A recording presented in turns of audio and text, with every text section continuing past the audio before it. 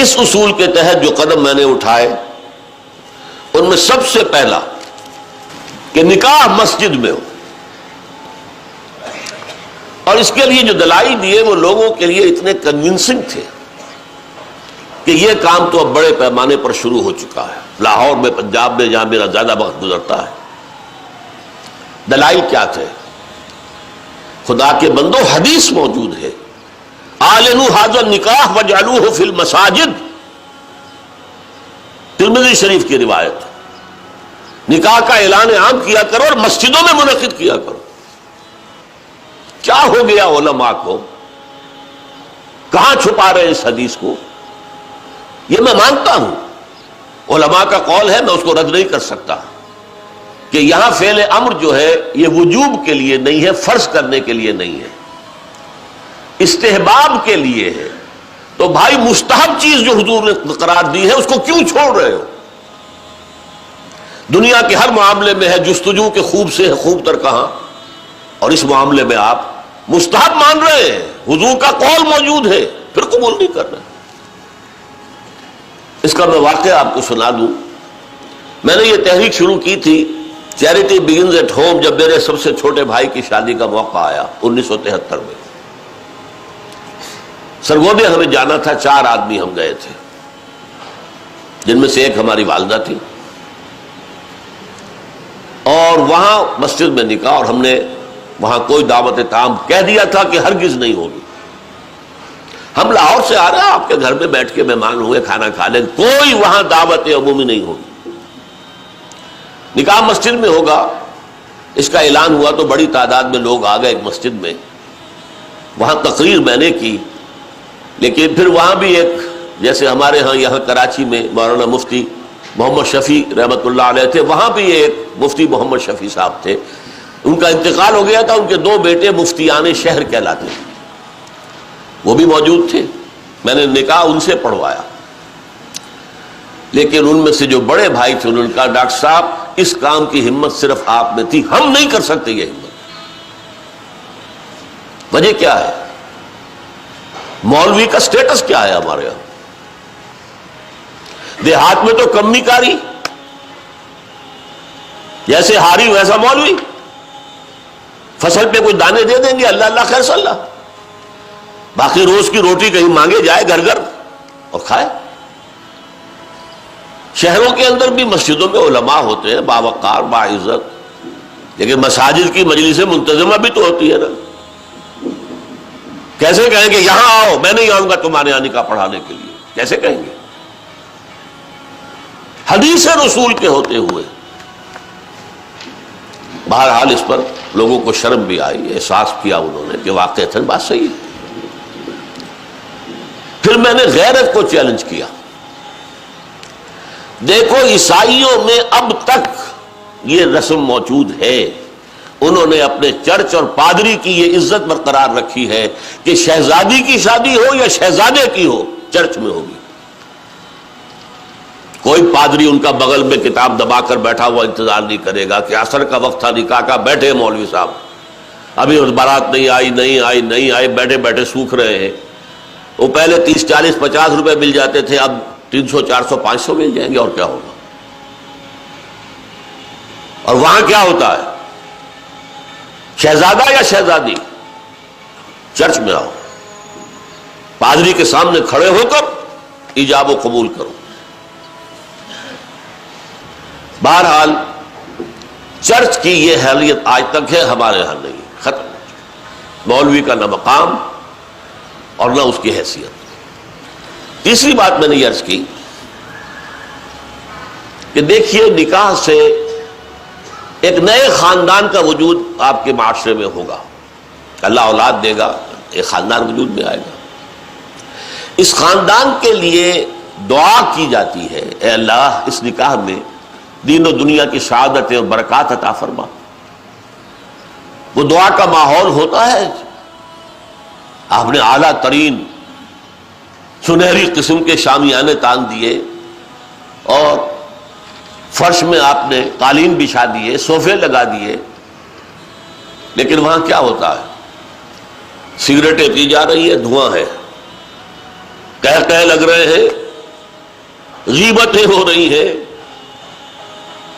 پھر یہ کہ کوئی بھانڈ آ گئے تو فحش گوئی ہو رہی ہے، اور ایک کونے میں بیٹھا ہوا بیچارہ مولوی کچھ من من من من من من کر کے پڑھتا ہے، جیسے کہ صرف دولہا کو سنا رہا ہے کچھ، اور پھر کہتے دعا مانگ لے. تو دعا کیا خاک مانگ لے؟ دعا کا ماحول ہوتا ہے، کوئی اللہ کی طرف توجہ ہو، کوئی رجوع ہو تو دعا مانگی جاتی ہے. لہذا اس دعا کا ماحول بھی جو مسجد میں ہے وہ اور کہیں نہیں. چوتھی چیز یہ بھی غیرت کو جگانے والی ہے. اگر حضور کی بیٹیوں کے نکاح مسجد میں ہوئے تو کون مسلمان ہے جو کہہ سکے میری بیٹی زیادہ باعزت ہے فاطمہ سے رضی اللہ تعالی عنہ؟ میری بیٹی کا نکاح مسجد میں کیسے ہو؟ آخری چیز، اور یہ اصل میں اس ازدواجی رسم کے ضمن میں جو اہم فلسفہ ہے وہ میں بعد میں بیان کروں گا.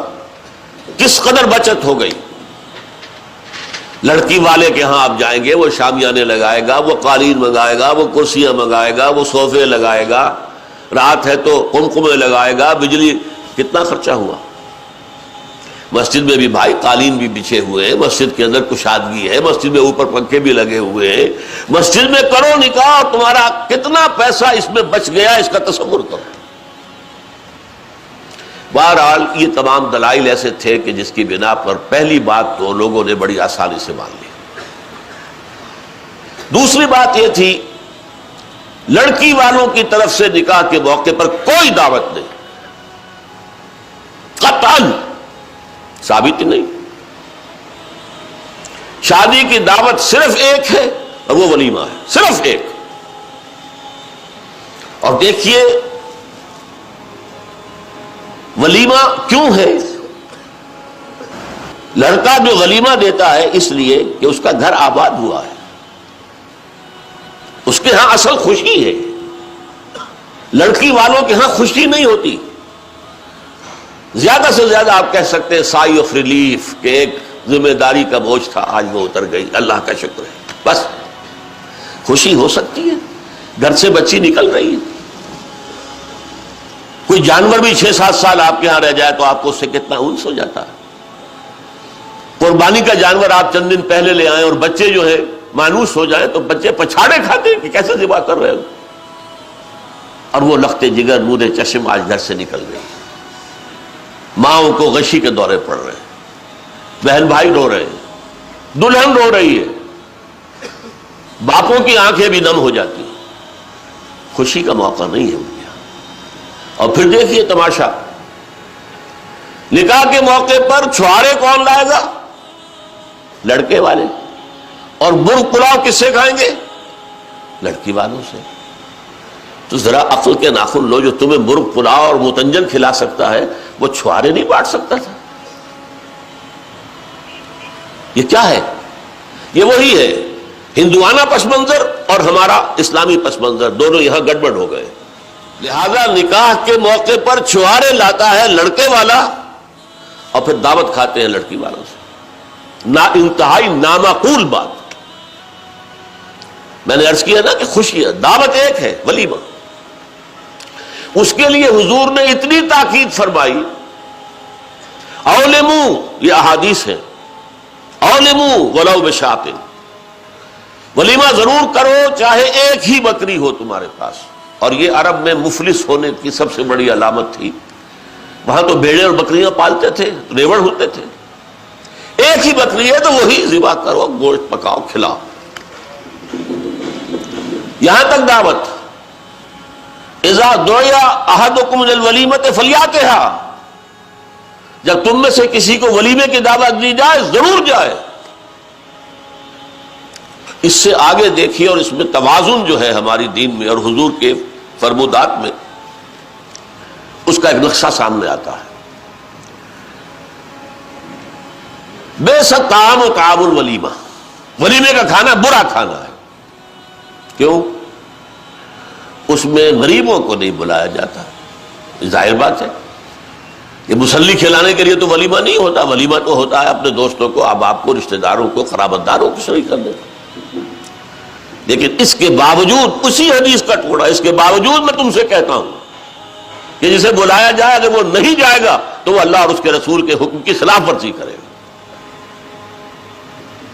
یہ تاکید ہے. اور یہاں تک تاکید ہے اگر تمہارے کسی بھائی نے نکاح کیا ہے اور اس کے پاس کچھ نہیں ہے ولیمے کے لیے، اپنے گھر سے کھانا لے جاؤ اور اس کے ساتھ جا کر بیٹھ کر کھا لو، سیلیبریٹ کرو. سیلیبریٹ کرنے کی ایک سمبل ہے، یہ اس کی ایک علامت ہے.